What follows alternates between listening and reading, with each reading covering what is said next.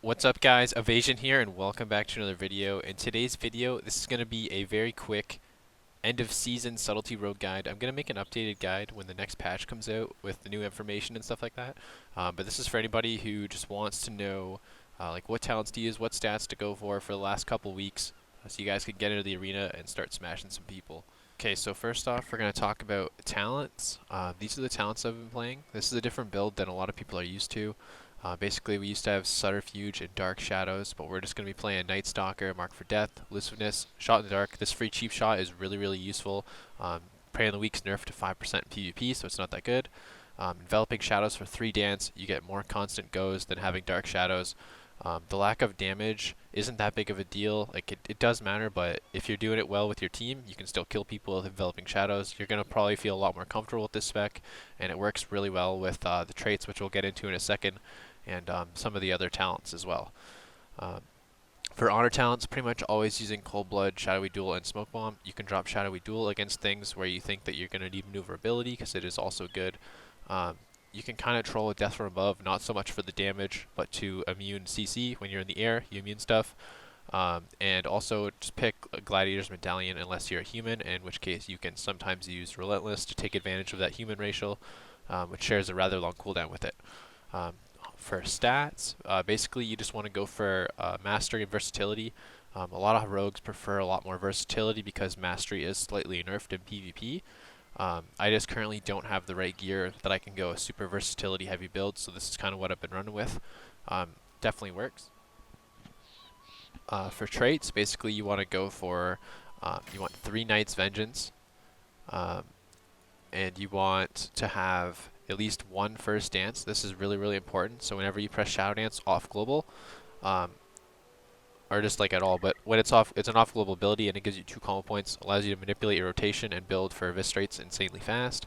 And then for other stuff, I have the engineering goggles. I highly recommend them, they're really good. You don't have to play Heed My Call. I just think I like the burst damage. You just have to be really careful. The little splash AoE on it is so small, I wouldn't worry too much about it. It doesn't always break stuff. I just have the Cauterizer for dealing with assassination rogues, and heals potentially pretty good sometimes, as well as the red slow, as usually you have other slows in your team, but Subtlety has a very weak slows. And this gizmo is really good for the speed increase. It does stack with the Night Stalker sprint from Shadow Dance.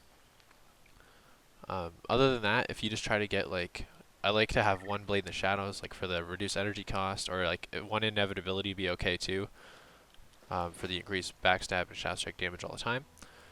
For trinkets, a lot of the time I like to use Maledict and the On Use badge, but you can also just drop the badge in favor of Safeguard if you feel like you're like getting hit too much, getting tunneled down, but definitely use Maledict for sure. Then I guess we'll hop into a rotation real quick before I close the video. Shadow Blades, then we're going to go and use Dance. Cheap Shot, going to apply our Nightblade. Mark for Death, Eviscerate. And then we're going to keep him stunned with another Cheap Shot. And we'll see where we're at.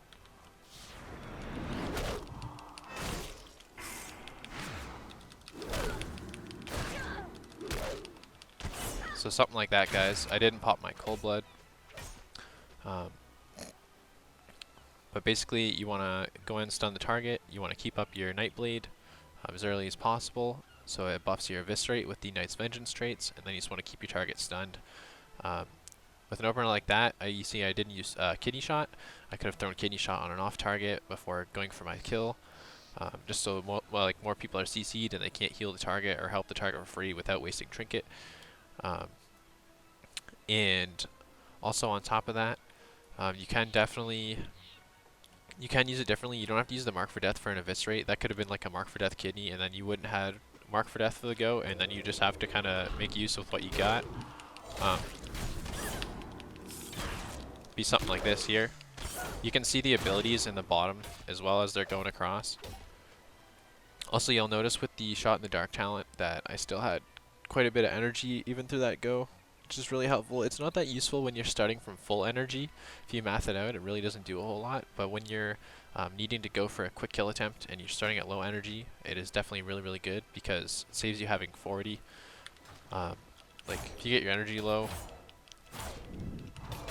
you can pretty much like do your whole damage rotation just because of the free cheap shots. Really, really nice. But anyway, guys, that's going to do it for this quick video. I hope you've enjoyed this, and I will make a more in-depth guide in the near future. Just wanted to get something out there for you guys, trying to keep up with daily uploads, even though I haven't had a whole lot of time. Trying to play a lot near the end of the season. And anyway, we'll see you guys all next time. Thanks for watching.